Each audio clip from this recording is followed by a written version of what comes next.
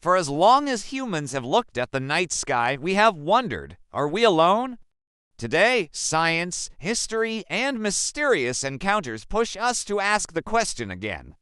Who are these beings we call aliens? The idea of extraterrestrial life didn't begin with modern movies. Ancient civilizations, from the Babylonians to the Egyptians, from the Maya to the Greeks, all looked up to the stars and believed that life existed beyond Earth. In many cultures, stories describe sky gods who descended from the heavens. We see them in ancient art, strange beings with long heads, flying objects, and complex star symbols. You can find these carvings on temple walls in Egypt and on desert rocks in the Americas. Were these just myths, or were they ancient memories of visitors from beyond? It's a question that echoes through history. As technology advanced, our search for alien life transformed from myth into a scientific mission.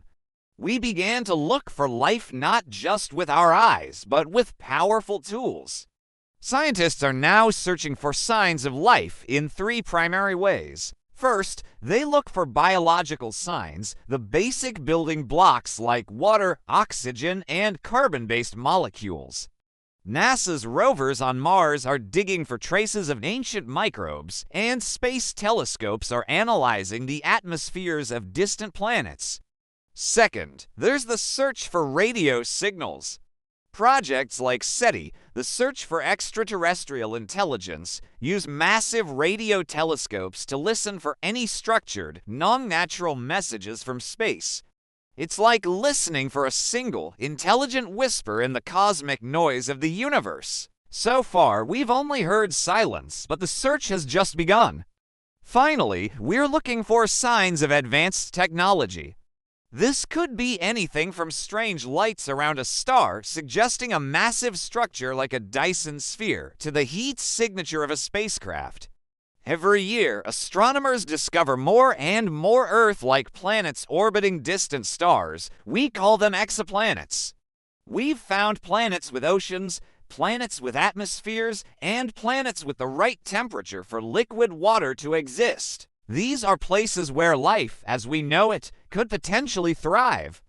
The more we look, the more it seems inevitable that the conditions for life are not unique to Earth. The universe is filled with possibilities.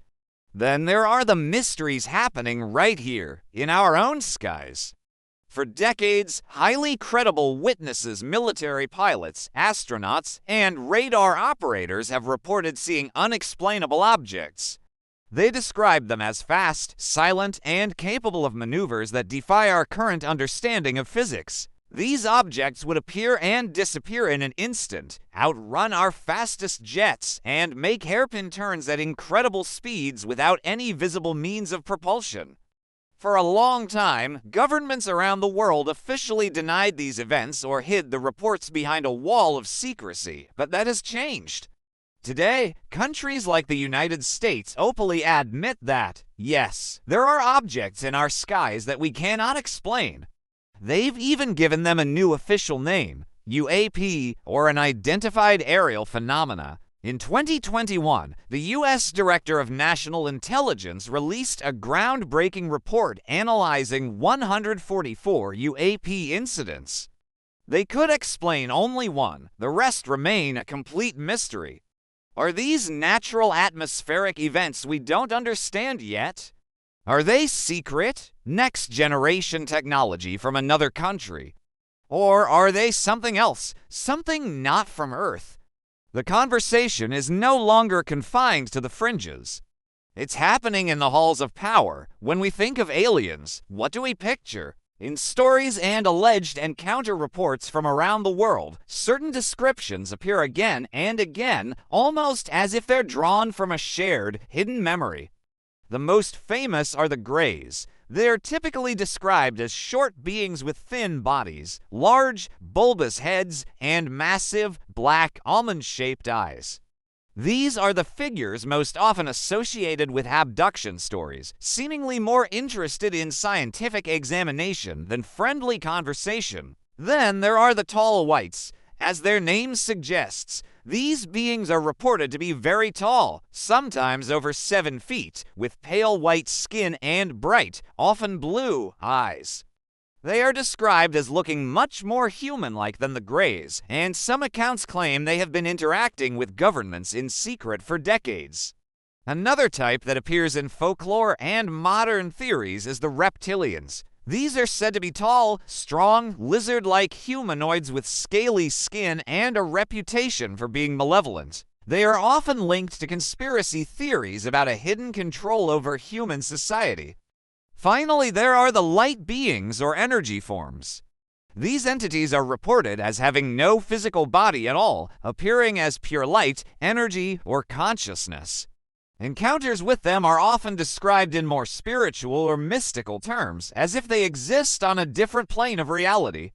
Now, to be clear, science has not confirmed the existence of any of these beings. But it is fascinating that these specific archetypes appear repeatedly across different cultures and continents. Are they products of our collective imagination, or are we all tapping into something real? This all leads to a giant cosmic question. If aliens exist, why haven't we met them? This is known as the Fermi paradox. The universe is incredibly old and vast. There should be countless civilizations out there, some of them millions of years older than us. So, where is everybody? Scientists have proposed several powerful explanations. The first is simply the scale of the universe. The distances are so immense that even traveling at the speed of light, it could take thousands or millions of years to get from one star system to another. Intelligent life might be out there, but they're just too far away to visit. Another reason is that intelligent life might be extremely rare. The journey from a single cell to a civilization capable of space travel might be filled with so many challenges like asteroids, climate change, or self-destruction that very few make it.